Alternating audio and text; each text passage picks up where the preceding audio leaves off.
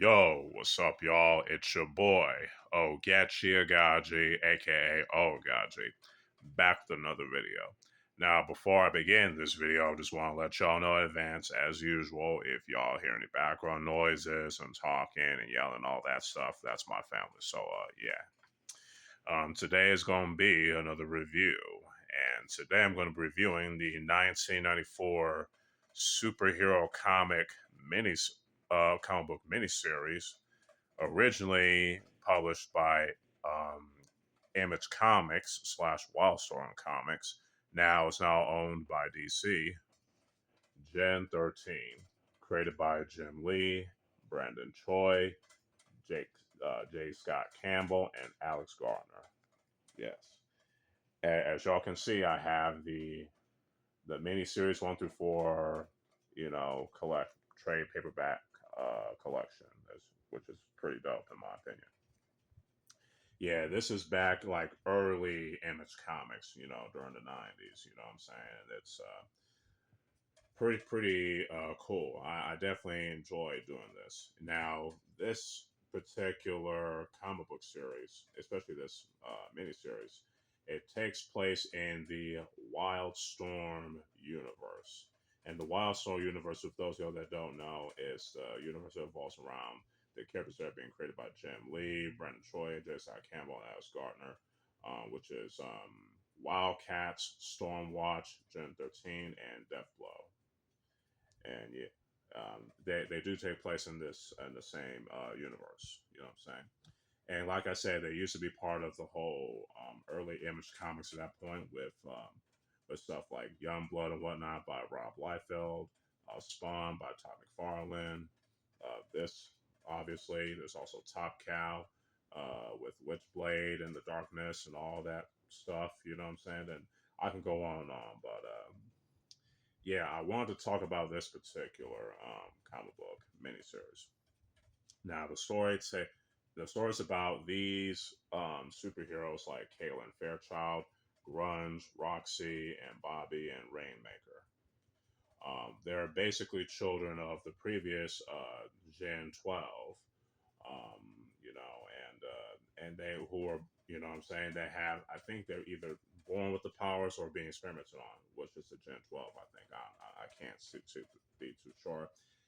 It's been a long time since I've read this entire miniseries, but the children, they were born with these powers, and with Caitlin Fair, they've been put onto this Gen 13 program, and these young adults, I would say, that either around late teens or younger, like early 18-year-olds, like young adults, they later on realized that the Gen 13 program project isn't what it's cracked up to be.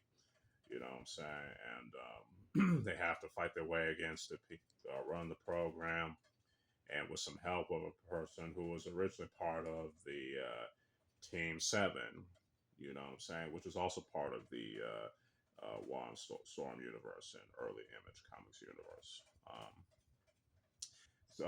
That's the gist of the plot. I want to talk about more about the plot, but I don't want to spoil it for anybody. You know what I'm saying? But let's talk about the story and about my thoughts about the story and the characters. The story, I think the story is pretty enjoyable, especially for an early '90s superhero comic. Especially an edgy '90s superhero comic, I might add. You know what I'm saying? It's not perfect or anything like that. It does have its flaws when it's with its writing and things like that. But for what it delivered, it's definitely pretty good, especially for its time. I think it holds up pretty well in my opinion. The characters are pretty cool, especially Caitlin Fairchild. She's dope. I like her powers and have with her super strength and whatnot, which I dig. I definitely enjoyed Rainmaker because I'm always a sucker for Native American characters. Specifically the badass Native American characters, especially ones that are female, right?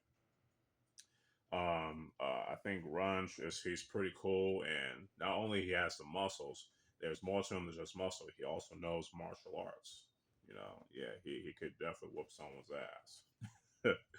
Um, yeah, I think the story it gets like a 3.5 out of 5. Um, the characters like a four out of 5. Now, let's talk about the art. The art, it's pretty good. You know what I'm saying? It's definitely that early '90s super American superhero comic book art, which I definitely love. You know what I'm saying? Especially with stuff like Spawn and things like that. And I think it definitely the art style definitely holds up. The action scenes, the fight scenes in this comic book miniseries is definitely pretty good. You know, definitely up my alley. You know what I'm saying? Um, I don't. I wish I could say a little bit more, but I don't want to end up, repeating the same thing over and over again. But I will say though that it's the art is definitely detailed, especially when it comes to the fights. That I can say. So the action art style each get a 4.5 out of 5 in my opinion.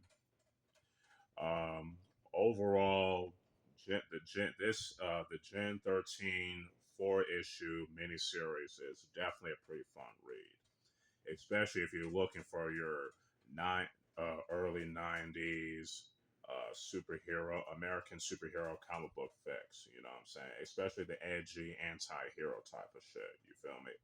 I definitely enjoyed it. You know, I'm definitely gonna reread it. And you know what I'm saying, and especially since I enjoyed it the first time I read it, the whole thing. So yeah, this miniseries gets a 4 out of 5 in my opinion.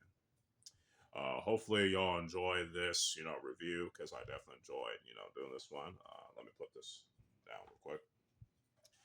Stay tuned for more reviews, recommendations, thoughts, and all that good stuff. Like stay tuned for more videos in general. Basically. I mean, if you like this video, you can like it, share it, and you can subscribe to the channel if you want to. You know what I'm saying? That's completely up to y'all though. So yeah, with all that being said, this is your boy, Oaghaji, aka Oaghaji, signing out. Peace.